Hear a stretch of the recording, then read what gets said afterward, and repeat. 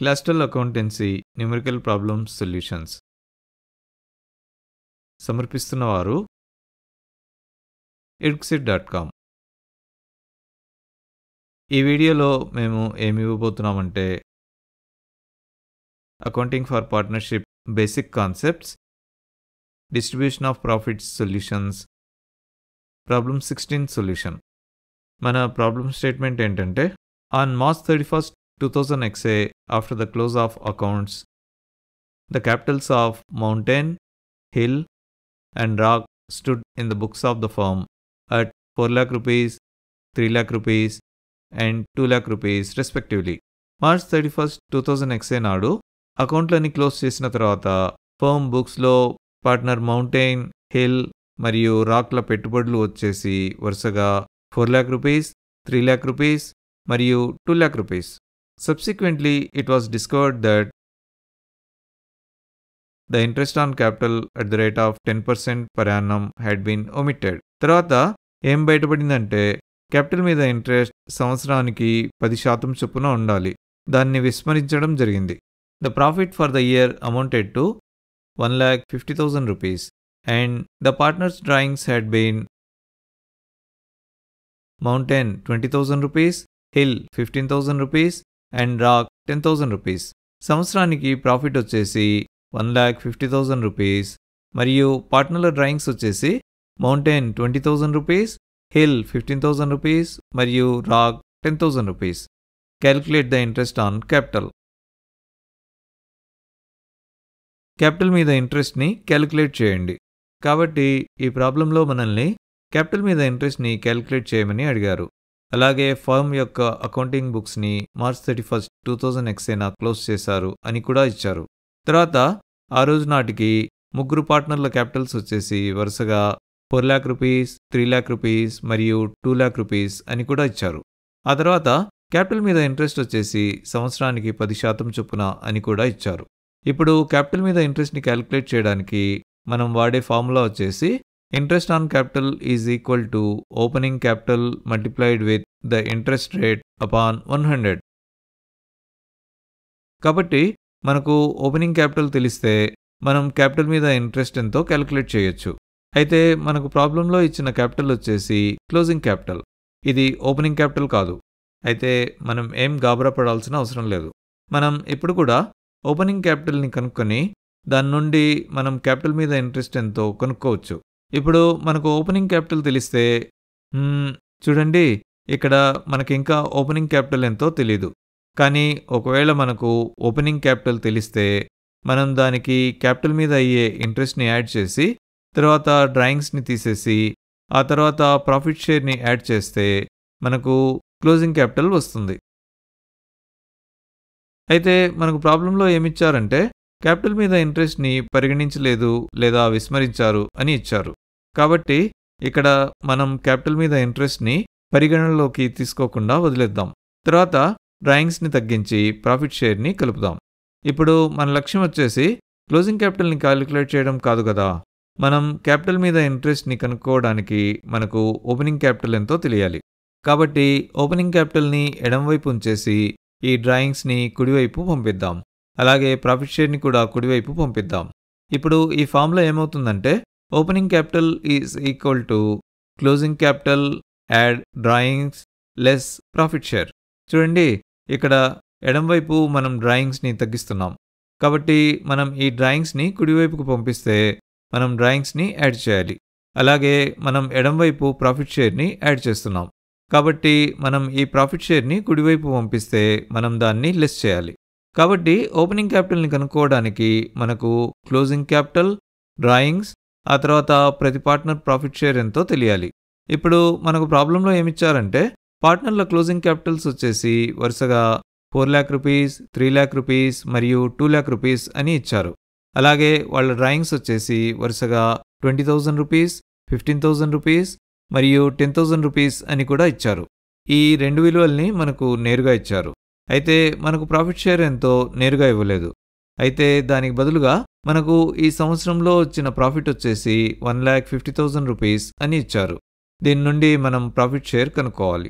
ఇప్పుడు ప్రాఫిట్ షేర్ని క్యాలిక్యులేట్ చేయడానికి మనం పార్ట్నర్లకి పంచాల్సిన నెట్ ప్రాఫిట్ ఎంతో కనుక్కోవాలి. చూడండి, మనం మనకిచ్చిన నెట్ ప్రాఫిట్ని పార్ట్నర్లకి నేరుగా పంచాం కదా. ఈ నెట్ ప్రాఫిట్ నుండి పార్ట్నర్లకు రావాల్సిన కేటాయింపుల్ని కేటాయించి, అంటే అప్రాప్రియేషన్స్ని అలొకేట్ చేసి, ఆ తర్వాత మిగిలిన నెట్ ప్రాఫిట్ని పార్ట్నర్లకి పంపకం చేయాలి. కాబట్టి మనం డిస్ట్రిబ్యూట్ లేదా పంపిణీ చేయాల్సిన నెట్ ప్రాఫిట్ని కనుక్కోవడానికి నెట్ ప్రాఫిట్ నుండి క్యాపిటల్ మీద అయ్యే ఇంట్రెస్ట్ని తీసేయాల్సి ఉంటుంది. అయితే మనకు ప్రాబ్లంలో క్యాపిటల్ మీద ఇంట్రెస్ట్ని పరిగణనలోకి తీసుకోలేదు లేదా విస్మరించారు అని ఇచ్చారు. కాబట్టి మనం ఈ క్యాపిటల్ మీద ఇంట్రెస్ట్ని పరిగణనలోకి తీసుకోకుండా నెట్ ప్రాఫిట్ని పార్ట్నర్లకి పంచాలి. ఇంకో రకంగా చెప్పాలంటే మొత్తం నెట్ ప్రాఫిట్ని పార్ట్నర్లకి పంపకం చేయాలి. అయితే ఇక్కడ ప్రశ్న ఏంటంటే ఏ నిష్పత్తిలో అని, అదే ఏ రేషియోలో అని. చూడండి, మనం ప్రాఫిట్ని పార్ట్నర్లకి పంచాల్సిన ప్రాఫిట్ షేరింగ్ రేషియో లేదా నిష్పత్తిని మనకు ప్రాబ్లంలో ఇవ్వలేదు. కాబట్టి మనం ఇప్పుడు ముందుకిలా వెళ్ళాలి. సరే, మనకు తెలిసినట్లుగా ఇండియన్ పార్ట్నర్షిప్ యాక్ట్ 1932 ప్రకారం ఒకవేళ పార్ట్నర్షిప్ డీడ్ అంటే పార్ట్నర్షిప్ ఒప్పందంలో ప్రాఫిట్ షేరింగ్ రేషియో గురించిన ప్రస్తావన లేకుంటే మనం ప్రాఫిట్స్ని పార్ట్నర్లకి సరిసమానంగా పంచాలి. ఇంకో రకంగా చెప్పాలంటే మన ఈ కేసులో మనం ప్రాఫిట్స్ని ముగ్గురు పార్ట్నర్లకి 1:1:1 రేషియో లేదా నిష్పత్తి ప్రకారం పంచాలి. దీన్ని పరిగణనలోకి తీసుకుంటే ప్రతి పార్ట్నర్ యొక్క profit share is equal to మొత్తం net profit amount 1,50,000 rupees multiplied with ప్రతి పార్ట్నర్ యొక్క ప్రాఫిట్ షేరింగ్ రేషియో 1/3.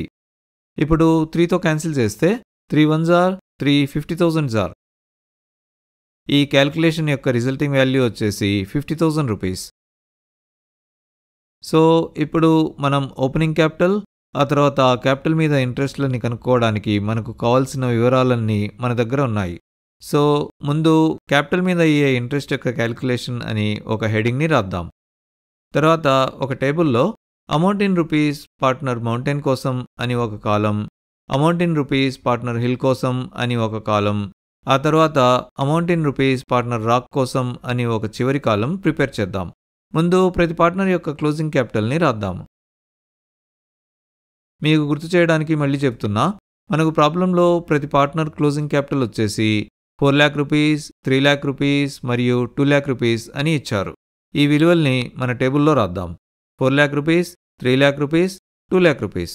దీనికి ప్రతి పార్ట్నర్ చేసిన డ్రాయింగ్స్ని యాడ్ చేద్దాం.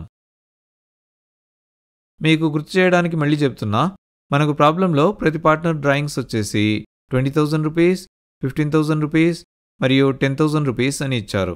ఈ విలువల్ని మన టేబుల్లో రాద్దాం. 20,000 రూపీస్, 15,000 రూపీస్, 10,000 రూపీస్. ఇప్పుడు మన ఫార్ములా ప్రకారం మనం ప్రాఫిట్ షేర్ని తీసేయాలి. తర్వాత మనం ఇప్పుడే క్యాల్కులేట్ చేసినట్లు ప్రతి పార్ట్నర్ యొక్క ప్రాఫిట్ షేర్ వచ్చేసి 50,000 రూపీస్. కాబట్టి మన టేబుల్లో లెస్ ప్రాఫిట్ షేర్ అని రాద్దాం. తర్వాత ప్రతి పార్ట్నర్ ప్రాఫిట్ షేర్ 50,000 రూపీస్ని రాద్దాం.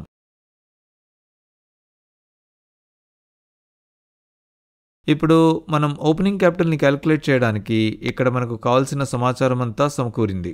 ఇప్పుడు పార్ట్నర్ మౌంటైన్కి 4 lakh రూపీస్ మరియు 20,000 రూపీస్ల మొత్తం నుండి 50,000 రూపీస్ని తీసేస్తే మనకు 3,70,000 రూపీస్ వస్తుంది. ఇప్పుడు పార్ట్నర్ హిల్కి 3 lakh రూపీస్ మరియు 15,000 రూపీస్ల మొత్తం నుండి 50,000 రూపీస్ని తీసేస్తే మనకు 2,65,000 రూపీస్ వస్తుంది. ఇప్పుడు పార్ట్నర్ రాక్కి 2 lakh రూపీస్ మరియు 10,000 రూపీస్ల మొత్తం నుండి 50,000 రూపీస్ని తీసేస్తే మనకు 1,60,000 రూపీస్ వస్తుంది. ఇప్పుడు మనకు ఓపెనింగ్ క్యాపిటల్ తెలుసు కాబట్టి మనం క్యాపిటల్ మీద ఇంట్రెస్ట్ని క్యాల్కులేట్ చేయొచ్చు.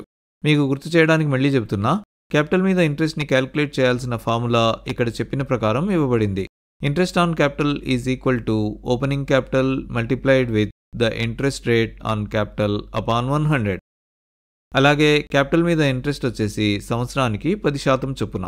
సో ఇప్పుడు ఈ ఇన్ఫర్మేషన్ ఉపయోగించి మనం క్యాపిటల్ మీద ఇంట్రెస్ట్ని క్యాల్కులేట్ చేద్దాం. ఇప్పుడు పార్ట్నర్ మౌంటైన్ క్యాపిటల్ మీద ఇంట్రెస్ట్ వచ్చేసి అతని opening capital amount 3,70,000 rupees multiplied with అతని క్యాపిటల్ మీద ఇంట్రెస్ట్ రేట్ 10/100. 100లో ఒక జీరోని 10లో జీరోతో క్యాన్సిల్ చేద్దాం. 100లో ఇంకో జీరోని 3,70,000 రూపీస్లో ఒక జీరోతో క్యాన్సిల్ చేద్దాం. ఈ క్యాల్కులేషన్ యొక్క రిజల్టింగ్ వాల్యూ వచ్చేసి 37,000 రూపీస్. ఇది పార్ట్నర్ మౌంటైన్ క్యాపిటల్ మీద అయ్యే ఇంట్రెస్ట్.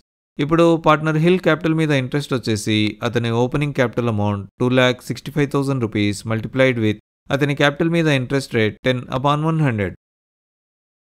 100లో ఒక జీరోని 10లో జీరోతో క్యాన్సిల్ చేద్దాం. 100లో ఇంకో జీరోని 2,65,000 రూపీస్లో ఒక జీరోతో క్యాన్సిల్ చేద్దాం. ఈ క్యాలిక్యులేషన్ యొక్క రిజల్టింగ్ వాల్యూ వచ్చేసి 26,500 రూపీస్. ఇది పార్ట్నర్ హిల్ క్యాపిటల్ మీద అయ్యే ఇంట్రెస్ట్. ఇప్పుడు పార్ట్నర్ రాక్ క్యాపిటల్ మీద ఇంట్రెస్ట్ వచ్చేసి అతని opening capital amount 1,60,000 rupees multiplied with అతని క్యాపిటల్ మీద ఇంట్రెస్ట్ రేట్ 10/100. 100లో ఒక జీరోని 10లో జీరోతో క్యాన్సిల్ చేద్దాం. 100లో ఇంకో జీరోని 1,60,000 రూపీస్లో ఒక జీరోతో క్యాన్సిల్ చేద్దాం. ఈ క్యాలిక్యులేషన్ యొక్క రిజల్టింగ్ వాల్యూ వచ్చేసి 16,000 రూపీస్. ఇది పార్ట్నర్ రాక్ క్యాపిటల్ మీద అయ్యే ఇంట్రెస్ట్. దీంతో మనం ఈ ప్రాబ్లం సొల్యూషన్ చివరికి వచ్చేసాం. మీరు ఈ వీడియోని ఇంతవరకు చూసినందుకు చాలా థ్యాంక్స్. మేము స్టూడెంట్స్ కోసం ఎఫెక్టివ్ మరియు ఎఫిషియెంట్ లెర్నింగ్ సొల్యూషన్స్ ప్రొవైడ్ చేయడానికి eduxit.comని స్టార్ట్ చేశాము. మా అన్ని వీడియోస్ని చూడడానికి ఈ ఛానల్ని సబ్స్క్రైబ్ చేయడం మర్చిపోవద్దు. ఆ తర్వాత కొత్త వీడియో పబ్లిష్ అయిన వెంటనే నోటిఫికేషన్ పొందడానికి బెల్ ఐకాన్ని క్లిక్ చేయడం మర్చిపోవద్దు. ఒకవేళ మీకు ఈ వీడియో నచ్చినట్లయితే ఈ వీడియోని లైక్ చేయడం మర్చిపోవద్దు.